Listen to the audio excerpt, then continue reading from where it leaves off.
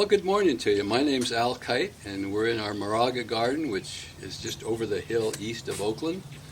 And today is the first in a series of short videos that we're doing on dimensions of beauty in the California native plant garden. And of course, I guess that's my concepts of beauty. But today's topic is about the dry beauty at summer's end. And of course, we went through a hot, dry, smoky summer. But the summer's end, no matter what the weather, my attention shifts away from the plants a little bit and into things around the plants.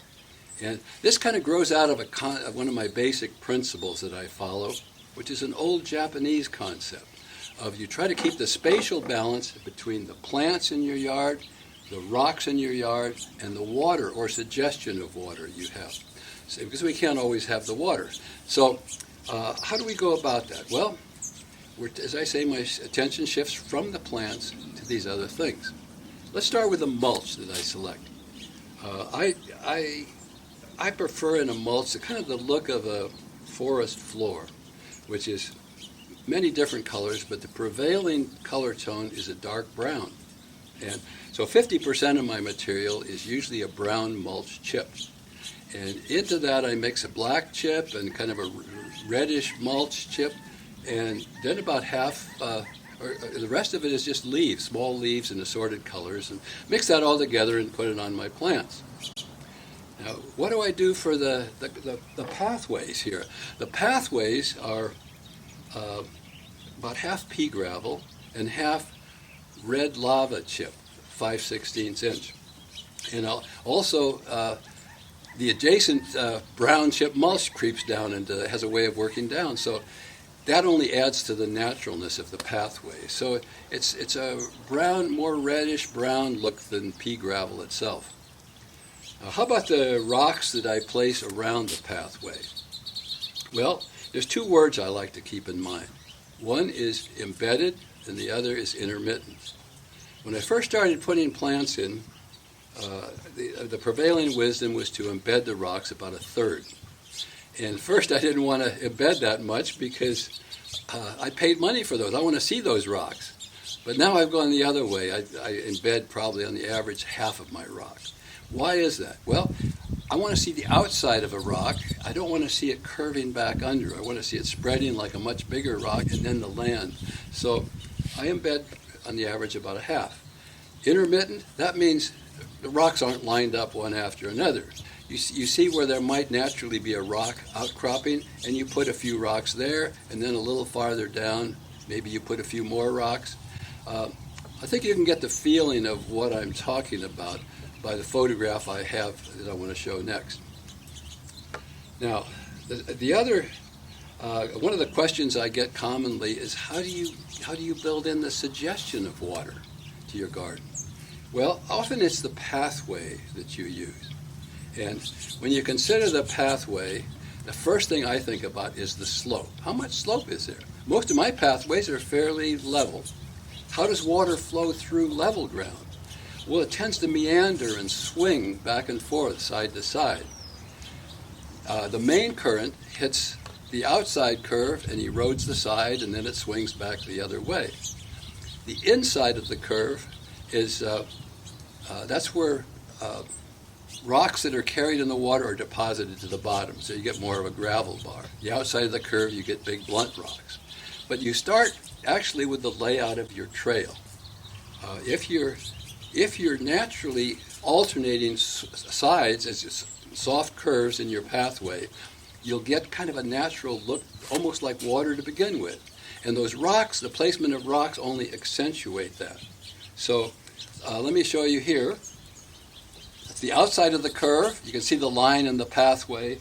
It really talks about where the main current would be flowing. Almost hits those rocks and starts swinging back.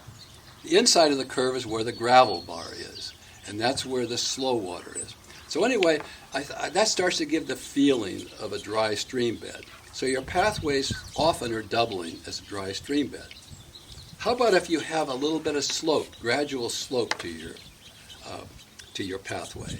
Well, you kind of feel inclined to put in a little step once in a while to kind of make it easier to walk on.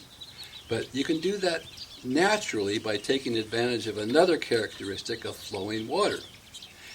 When water's coming down a slope, all of a sudden it starts changing speed.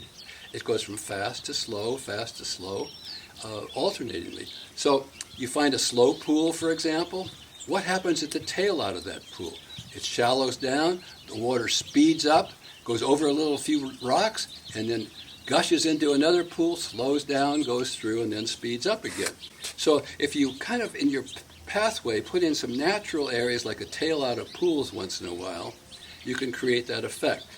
And the next photograph kind of shows my rendition of that in one of my pathways. How about if you have a steep slope in your garden? Well, a lot of you have steep slopes. This is where you no longer have your pathway suggesting water, because it just doesn't work that way. What I want in the pathway on a steep slope is kind of a series of switchbacks, as if I'm going up a mountain pass. It gives me longer time to be in the slope, enjoying the plants, and an easier walk. But the water doesn't come down that way. The water gushes down, it pours down, it creates V-shaped channels and cuts into the bottom. So it cuts across your trails. In fact, some people that have water gardens creatively use that as a falls for their water garden, and as you go back and forth, you're constantly crossing running water, which is a beautiful effect. What other effects can I have with a stream bed, suggestion of water? Well, some of you might have dry, desert-like water and desert plants. Well, you might try to create an effect of an arroyo. And arroyo is a little different because it's a little more trench-like. The water flow is created by a sudden gushing of water, as from a flash flood.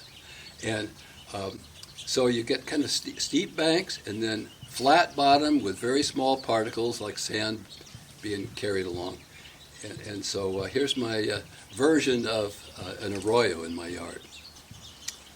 Sometimes I like a pathway a suggestion of stream that crosses my pathway and disappears invitingly into the foliage. And here's a photograph of that going into some manzanita. I don't want to give the impression that we just use rocks to suggest water. And I'll give you three other quick uses out of many that you might have.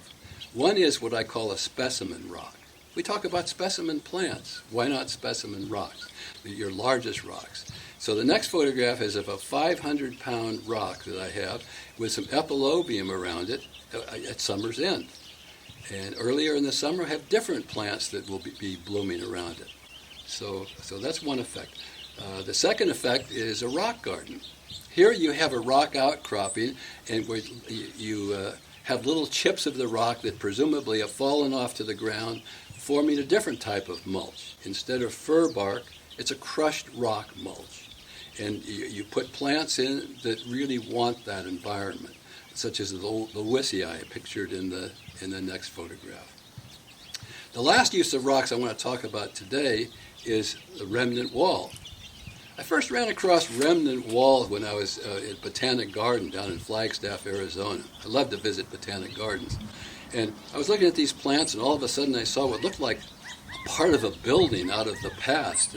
And I thought, gee, that looks like an old adobe. I wonder what the history of that is. Well, I was hooked. It turns out that's what they want me to think. And so there's books on doing remnant walls and trying to create a look of the past. And of course, rocks make a wonderful textural contrast to the plants themselves. So anyway, these are some use of rocks. I don't want to ignore plants altogether today, although it's a time when we don't have a lot of bloom. I am still concerned with the beauty of plants. For example, the shape of the plant I want to look at, because we do some pruning this time of year. And the spatial relationships between plants. I really don't want to overcrowd my plants. And of course, the last thing is the relationship between plants. Part of the beauty in the plants is having them surrounded by plants you're likely to see with them in nature. And sometimes not just putting in one plant into a plant community, but putting in a colony of plants. So this next photograph is of a shot from the manzanita chaparral that I have with a little colony of knobcone pines growing through it.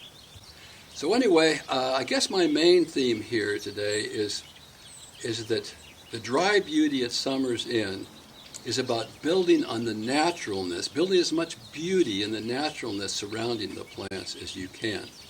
And there's also other features. It's a time of migrating birds through the garden, and I just hope that these have given you some ideas to work with. Thank you.